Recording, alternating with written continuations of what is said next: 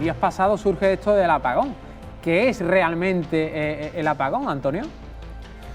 Bueno, lo que ha pasado es que ha trascendido que desde hace ya unos meses el ejército alemán está preparando a la población, el ejército austriaco está preparando a la población de Austria para la eventualidad de que se produzca un apagón de larga duración, ¿no? De días a semanas de duración.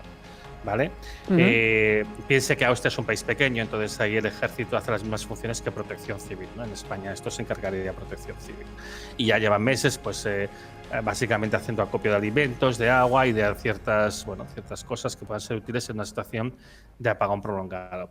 Luego, pues ha trascendido, bueno, en realidad yo me enteré antes del otro caso, que el gobierno alemán está haciendo algo parecido, incluso hace cursillos en las distintas ciudades de Alemania para lo mismo, para prepararse a la eventualidad de que se produzca un apagón de larga duración. E incluso el gobierno de Suiza pues también se está planteando que podría producirse un apagón de estas características, y todos los tres gobiernos están considerando que este apagón es prácticamente seguro antes del 2025. Entonces, la primera pregunta que uno tiene que plantearse es, bueno, pero ¿por qué piensan ellos que se puede producir un apagón de larga duración? Porque nadie hace estos preparativos para un corte de luz de 3 o 4 horas, que te puede molestar, pero evidentemente claro, no requiere tanta preparación, ¿no? Claro. Entonces, aquí estamos hablando de un apagón de larga duración. Entonces, los apagones de larga duración no se producen simplemente por una caída de tensión, por un problema puntual. Se producen porque hay una avería muy importante en la red eléctrica. Entonces, ellos lo que están anticipando es que se produzca una avería que lleve de días a semanas reparar. ¿Y por qué ellos se plantean esta posibilidad? Bueno, pues porque hay un problema que es real, que se ha originado a nivel de Europa y que tiene básicamente dos orígenes, ¿no? El primer origen es que se han instalado un montón de sistemas de producción renovable distribuidos sobre un territorio muy extenso, lo que sería toda la Europa continental. Y no es lo mismo que antes, que a lo mejor tenías centenares de centrales térmicas de carbón, de gas, nucleares, lo que sea, o hidroeléctricas, sino que ahora lo que tienes es realmente miles o decenas de miles distribuidos sobre un gran territorio. Y que esto se ha instalado de una manera un poco desordenada, sin añadir ciertos sistemas de protección que era necesario añadir, porque alguien consideró que, bueno, que nos lo podíamos ahorrar, para que veamos que también se hacen chapuzas en Alemania, ¿eh? El segundo problema que ha habido es que también dentro de la misma lógica monetizadora de la producción de la energía y demás, se ha hecho una gran interconexión entre todos estos países de Centro Europa. Entonces, estos países de Centro Europa ahora tienen sus redes tan interconectadas, han instalado tantas líneas de alta tensión que les conectan unos con otros, que en el fondo es como si fueran un único gran país desde el punto de vista eléctrico, ¿no? España ha quedado al margen. España nunca ha estado muy interconectada con Europa. Las interconexiones que hay son de pequeña potencia y ella queda bastante al margen del problema que se les genera allí, ¿no? Y el problema que se les genera allí es el siguiente. Ustedes, como saben, nosotros utilizamos corriente alterna, ¿no? La corriente eléctrica que utilizamos es una corriente alterna. Es una corriente que oscila 50 veces por segundo. Para poder utilizar la corriente alterna necesitas que cada vez que tú añades una nueva central eléctrica, un nuevo sistema de generación de electricidad, esté perfectamente sincronizado con todos los demás, que sube y baja al mismo tiempo. El problema se plantea cuando no suben todos y bajan todos al mismo tiempo, porque entonces empiezan a generarse oscilaciones, alteraciones, y tienes subidas y bajadas de la tensión. ¿Sabe usted esto que seguro que ha visto alguna vez, cuando estás mirando una bombilla y que de repente parece que pierde luz y luego se ilumina más y pierde luz, que sabes que hay un problema con la tensión, o cuando a veces se producen estos subidores de tensión en las redes de media y de baja tensión que se cargan televisores y electrodomésticos por alguna avería de la compañía eléctrica? Bueno, pues ahora imagínese eso a escala de las líneas de alta tensión, que llevan muchísima más potencia. Y esto se origina por lo que le digo, porque hay todos estos sistemas distribuidos a una escala muy grande y que, bueno, pues es difícil conseguir que estén todos perfectamente sincronizados. Hasta ahora lo que se ha hecho es utilizar las centrales de gas de ciclo combinado, porque son capaces de entrar y salir rápidamente de la red eléctrica, también las hidroeléctricas, pero no tienen el recorrido que tienen, para compensar estos problemas de subidas y bajadas de tensión que se generan por esta inestabilidad. Pero ahora, claro, empieza a escasear el gas. Y cuando acabe el invierno iremos justitos de gas. Y entonces, claro, Alemania, Austria y Suiza se plantean, a lo mejor, cuando estemos a finales del invierno, puede ser que estas oscilaciones tan bestias que está teniendo la red no las podamos compensar. Piensen que este mismo año ha habido varios incidentes precisamente asociados a esta inestabilidad. El más grave, el del 8 de enero de este año, en el que por una subfrecuencia que se origina en Croacia y se empieza a propagar por toda Europa, se combina con la superfrecuencia que suelen tener siempre en Alemania y se genera una inestabilidad muy grande, y hubo un momento que el regulador tuvo que cortar la red eléctrica en dos, separar la Alemania del oeste de la Alemania del este, porque si no, en algún sitio al azar, porque nunca sabes qué pasa, algo hubiera reventado. Piensen además que con que estamos hablando de potencias muy, muy, muy elevadas, porque esto es algo que afecta a la red de alta tensión, allí las potencias son tan monstruosas las que se pueden llegar a generar que pueden desintegrar, hacer desaparecer literalmente kilómetros de líneas de alta tensión o, si pasa en una subestación eléctrica, hacerla desaparecer a ella y todo lo que hubiera alrededor, ¿no? Entonces es un problema muy, muy serio que se hubiera podido evitar relativamente fácilmente si cuando se hubiera empezado a instalar todos estos sistemas de producción renovable se hubieran añadido sistemas adicionales de estabilización, que es una tecnología que existe, que los técnicos llevan años alertando que esto se tenía que hacer, pero alguien pensó, no, esto va a encarecer mucho la electricidad renovable, es igual, lo compensaremos con gas. Y ahora nos encontramos con que, bueno, pues que hemos hecho una gran chapuza porque se ha integrado todo esto de una manera desordenada y se ha vuelto algo prácticamente ingestionable y están muy preocupados. Han hecho un gran simulacro ahora el día 3 de noviembre para intentar decidir intentar descubrir cuáles son los puntos más vulnerables de la red y empezar a tomar medidas de actuación, porque obviamente lo quieren evitar. Pero bueno, lo tienen complicado, necesitan de meses a años para poder hacer todos los cambios que necesitan en la red para evitar los problemas que tienen.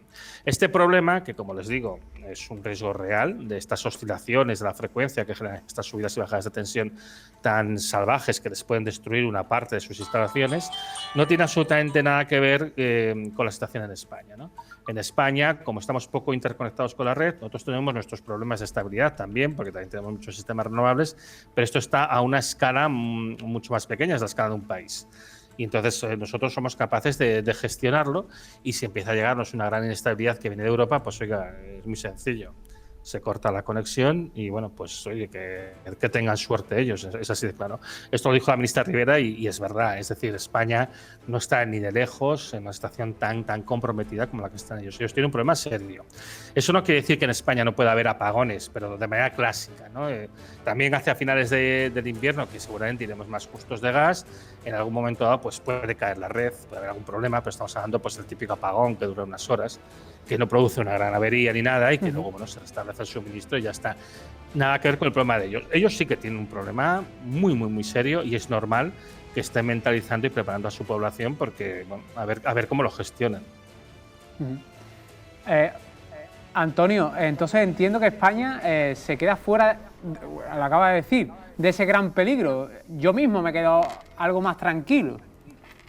Podemos quedarnos todos más tranquilos. La situación en España no tiene nada que ver. Es decir, nosotros no tenemos este problema tan salvaje de inestabilidad que ellos se han generado. Pero yo le digo una cosa, aquí hay unos responsables con nombres y apellidos de lo que ha pasado aquí. Hay gente que ha tomado decisiones, hay gente que además, habiendo sido advertida por sus propios técnicos de que esto no lo debían de hacer así, no hicieron caso.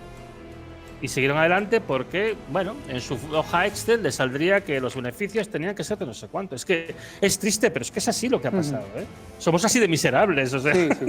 Entonces, estamos a punto de generar, o sea, bueno, es un concepto económico mal entendido.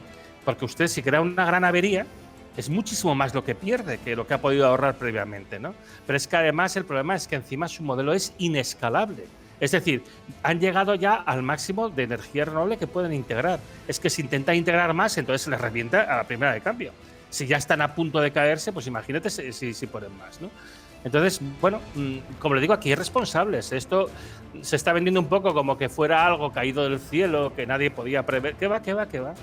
Aquí hay gente que decidió que se hacía de esta manera y que yo creo que en algún momento dado esto, bueno, acabará emergiendo directa o indirectamente, pero bueno, se acabará sabiendo quiénes fueron las personas que decidieron apostar por este modelo absurdo. Y yo, sobre todo, para mí, la elección importante es que esto no pase en España. Es decir, aprendamos, ¿no? Aquello de que veamos cuando las barbas de tu vecino veas pelar, pues eso, que no cometamos el mismo error aquí. Antonio, para ir finalizando, la siguiente pregunta era, ¿cómo debíamos prepararnos? En principio no tenemos que prepararnos, no tenemos que hacer nada. Aquí a nivel de España el riesgo, ya te digo, de una avería crítica masiva de este estilo es prácticamente cero. Es decir, tendría que darse una serie de circunstancias tremendamente difíciles que se den y además que los técnicos de la red eléctrica española aquel día estuvieran borrachos y yo le digo, son gente muy competente. Yo tengo mucha confianza en ellos. Yo creo que esto en España se puede descartar. Lo que no se puede descartar es que haya apagones puntuales, de horas y tal, por falta de gas, y esto, por desgracia, me temo que es una cosa, nos tendremos que ir acostumbrando porque la disponibilidad de gas pues va a ir disminuyendo los próximos años y tal. Nada comparable al riesgo de fallo catastrófico que pueden tener. No tiene nada que ver el problema que hay aquí. Un fallo catastrófico como usted menciona en Europa, ya saliéndonos de España, ¿hasta cuántos días podría estar sin luz uno de esos puntos que usted nombra? Pues depende de cuántos sistemas se vean afectados y de cuáles sean. Si lo que se desintegra es una subestación importante, meses hasta que lo reparen. A ver, la red eléctrica es muy vallada y tiene la ventaja de que cuando no tienes un camino, pues puedes encontrar otros como una especie de tela de araña. El problema es que si tú tomas caminos muy complicados, el problema de inestabilidad inherente a la red aumenta. Es que esto, por eso digo, es que no es un problema que tenga una solución sencilla. La única solución real que hay a este problema es lo que le digo, que ahora inviertan pues los centenares de millones de euros que se tendrán que invertir para introducir todos estos sistemas de estabilización, además que encima en un momento que los materiales que se requieren son escasos, es que claro, no se puede hacer peor.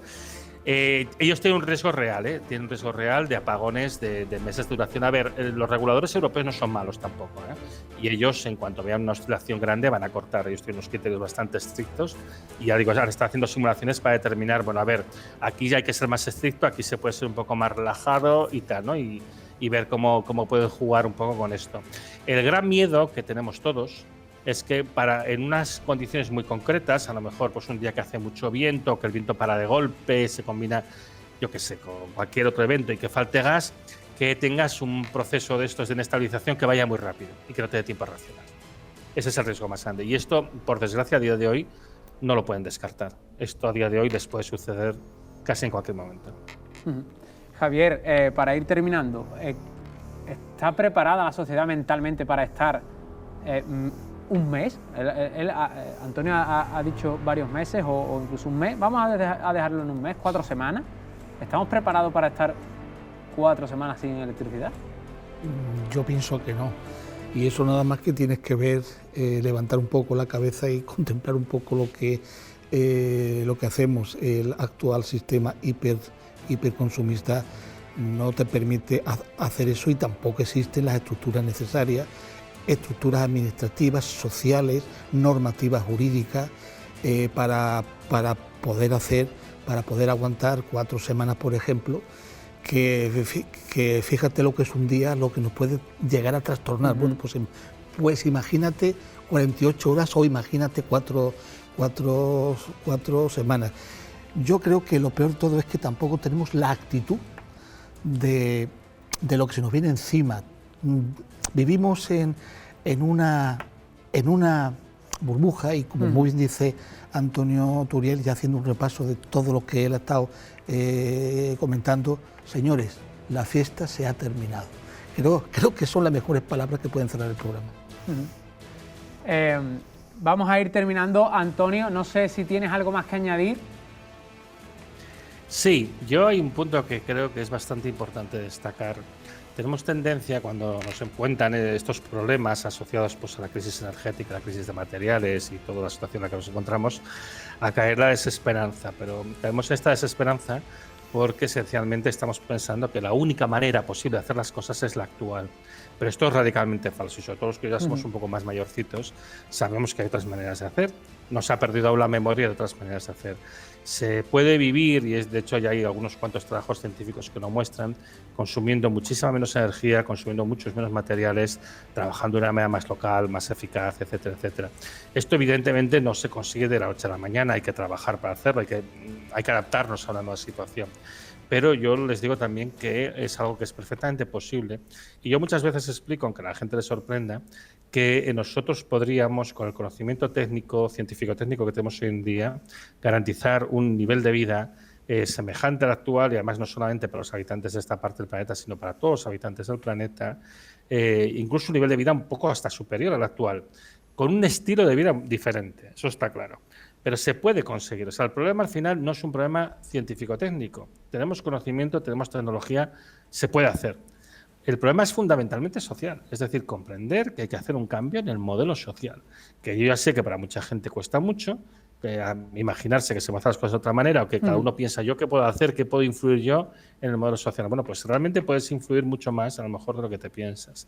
Y en ese sentido yo diría, no hay que desesperanzarse, hay que comprender que el cambio es necesario y hay que actuar activamente para que el cambio se produzca, porque es que además lo necesitamos. Yo creo que el gran titular sería que para ir hacia el futuro deberíamos de volver un poco al pasado. No sé si estáis de acuerdo los dos. Sí, pienso que sí. Yo al pasado, pero fíjese, con el conocimiento que tenemos hoy en día, realmente podríamos mejorar muchas de las cosas que se hacían en el pasado. Sí, es evidente, o sea, hay que salir de esta locura consumista cuanto antes mejor. Antonio, pues con esas palabras nos quedamos. Muchísimas gracias por haber estado aquí en Zona Oculta. Gracias a vosotros por invitarme. Javier, muchísimas gracias. Muchísimas gracias a ti, Dani.